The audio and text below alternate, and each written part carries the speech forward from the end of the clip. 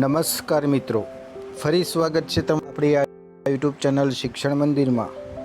મિત્રો, આજના વિડીયોમાં આપણે આવનારી શિક્ષણ સહાયક ભરતીને લઈને સરકારી અને ગ્રાન્ટેડ શાળાઓનું આપણી પાસે એક લિસ્ટ આવ્યું છે મિત્રો। તો એ આધારે આપણે આ ખાસ વિડીયો દરેક 9 થી 12ના મિત્રો માટે ખાસ ઉપયોગી થાય એટલા માટે આ વિડીયો ખાસ બનાવ્યો છે મિત્રો।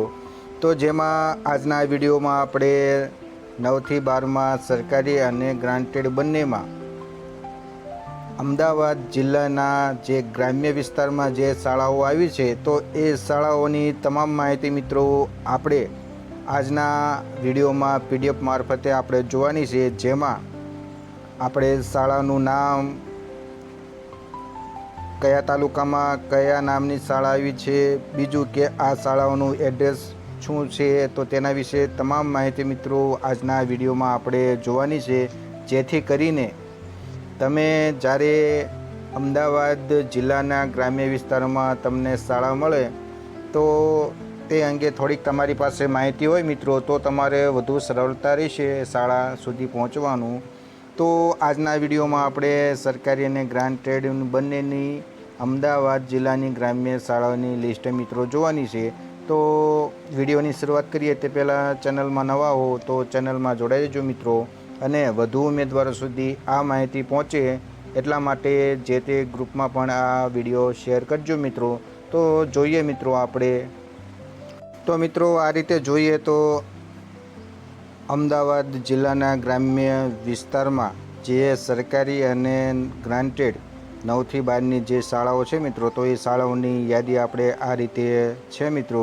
જેમાં તમને એક બાજુ જોઈએ તો તાલુકો જોવા મળશે, બીજું કે શાળાનું નામ જોવા મળશે, શાળાનો પ્રકાર સરકારી છે કે ગ્રાન્ટેડ, શાળાનો ડાયસ નંબર અને આ શાળાનું એડ્રેસ મિત્રો જોવા મળશે।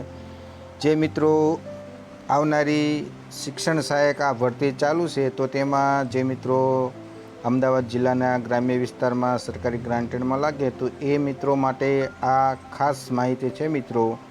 આ PDF કે આ જે કાંઈ માહિતી છે મિત્રો એ વેબસાઇટમાં જોવા નહીં મળે, કારણ કે સરકારે જાહેર કરેલી નથી, પરંતુ આપણી પાસે આ માહિતી આવી છે એટલે એ માહિતી તમારા સુધી પહોંચે એટલા માટે આ વિડીયો ખાસ બનાવું છું મિત્રો। તો તમે જોઈ શકો છો કે અમદાવાદ જિલ્લાના ગ્રામ્ય વિસ્તારમાં સરકારી અને ગ્રાન્ટેડ શાળાઓની યાદી આ પ્રમાણે જોવા મળે છે મિત્રો। જેમાં આપણે તાલુકાની વાત કરીએ તો માંડલ તાલુકામાં આ રીતની શાળાઓ છે, શાળાઓનું નામ, એડ્રેસ, સરકારી કે ગ્રાન્ટેડ એ પણ તમે જોઈ શકો છો મિત્રો।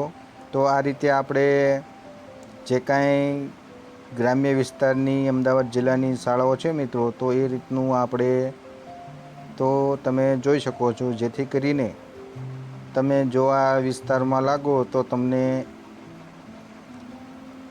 ગ્રામ્ય લેવલમાં કેટલી શાળાઓ છે તો તેની એક માહિતી તમને હોવી જોઈએ મિત્રો, જેથી કરીને આગળ આ ઉપયોગી લાગે મિત્રો। તો આ રીતના જોઈએ તો અમદાવાદ જિલ્લાની સાણંદ તાલુકાની આ રીતની પણ શાળાઓ 9 થી 12માં જોવા મળે છે મિત્રો। તો સામે એડ્રેસ પણ આપેલું છે અને શાળાનો ડાયસ નંબર પણ જોવા મળે છે મિત્રો। તો આ રીતે અમદાવાદ સિટીની પણ જગ્યાઓ જોવા મળે છે મિત્રો, જેથી કરીને જે કાંઈ માહિતી મિત્રો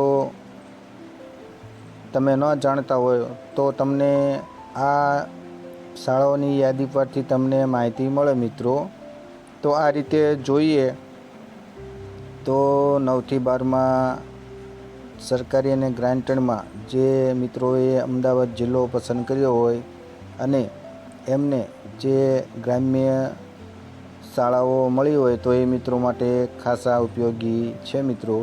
આપણી પાસે અન્ય જિલ્લાઓની પણ જેમ જેમ માહિતી મિત્રો આવશે તો એમ હું તમને વિડીયોના માધ્યમ દ્વારા માહિતી તમારા સુધી પહોંચાડીશ મિત્રો।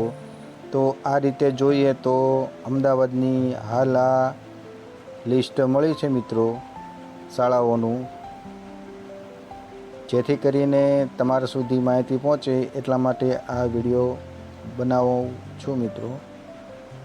તો આ રીતે સરકારી અને ગ્રાન્ટેડ શાળાઓની યાદી મિત્રો અમદાવાદ જિલ્લાના ગ્રામ્ય વિસ્તારમાં આપણને જોવા મળે છે મિત્રો. તો દરેક મિત્રોને, જે મિત્રો 9 થી 12માં સરકારી કે ગ્રાન્ટેડમાં લાગે છે તો એ મિત્રોને ખાસ ઉપયોગી થાય છે મિત્રો, એટલા માટે ખાસ આ વિડીયો બનાવું છું. તો એક રીતે જોઈએ તો બાવળા હોય, ધંધુકા હોય, તો આ દરેક તાલુકાની સરકારી અને ગ્રાન્ટેડ શાળાઓનું લિસ્ટ મિત્રો આ રીતે જોવા મળે છે. તો એ મિત્રો માટે ખાસ ઉપયોગી સાબિત થઈ છે. તો બીજું કે મિત્રો આજે સંમતિ આપવાનું પણ શરૂ થશે, તો દરેક મિત્રોએ ખાસ વિનંતી કે જે મિત્રોને સરકારીમાં લેવું હોય તો ગ્રાન્ટેડમાં ચોઈસ ના આપતા, અને જો ગ્રાન્ટેડમાં લેવું હોય તો સરકારીમાં ચોઈસ ના આપતા, જેથી કરીને આપણા ટાટ મિત્રોને પણ નોકરીની તક મળે મિત્રો.